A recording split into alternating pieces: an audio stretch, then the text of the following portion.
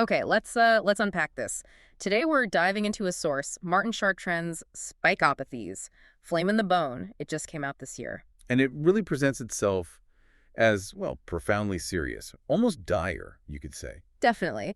He calls it a perspective from the front line, framed almost like a clinical letter, but written from what he terms exile. Yeah, that framing is quite something. It sets a very specific tone from the outset. It does, and the mission today really is to understand his core assertion that behind, polite medical terms, there's often a human being on fire, as he puts it. A really visceral image. It is, and he believes this isn't just isolated cases, it's a signal, a big one, with potentially society-altering implications if things don't change. And that's key, isn't it? He connects the individual's suffering he describes directly to, well, systemic responses. Yeah. Or maybe the lack of response. Exactly. He suggests it challenges our whole way of dealing with, widespread health crises. Almost like a test we're failing, in his view. So his main claim, Chartrand's core idea, is that post-vaccine inflammation, this thing he calls Spikeopathies, it's global. Right. He says it's hitting people everywhere,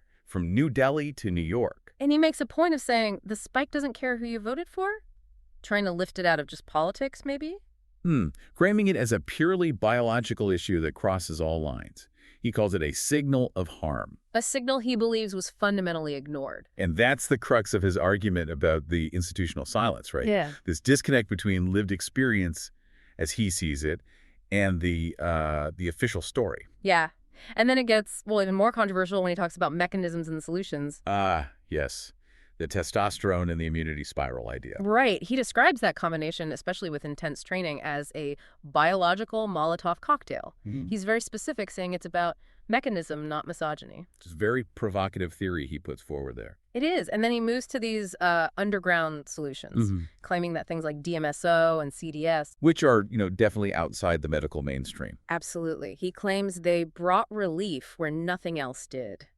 He paints it as people turning to outcast remedies out of sheer desperation. Requiring courage, he says, not approval. It underscores this narrative of people feeling abandoned by conventional routes. Totally. A real sense of desperation being conveyed there. Which, according to Chartrand, feeds into this larger societal picture he paints. The war of narratives.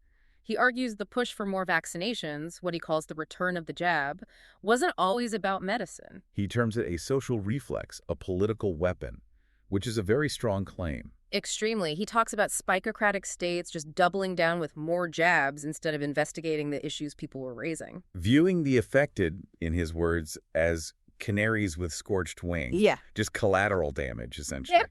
He uses phrases like clinics becoming battlegrounds and the jab push feeling like a ritual, not medicine. It's incredibly stark language. It really paints a picture of a system, in his eyes, prioritizing procedure over the patient, leading to what he calls the suppression of the spikeopathy narrative.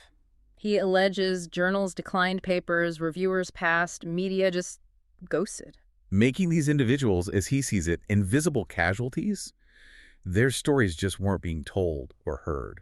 And this alleged silencing for him is a systemic failure, not just about health, but about acknowledging reality, maybe. Pushing people into this medical exile, as he puts it, forcing them outside the system. Which then leads to his idea of a new Hippocratic underground. Right, where he says a new class of physician emerged, the clinical dissident. People operating without institutional support, creating medicine reborn through resistance, he calls it, conducting trials in exile. It's a narrative of resistance born from perceived necessity. And his final message is quite powerful. He says, Spikeopathy is not a footnote, it is the red line. Seeking redemption through truth, not revenge.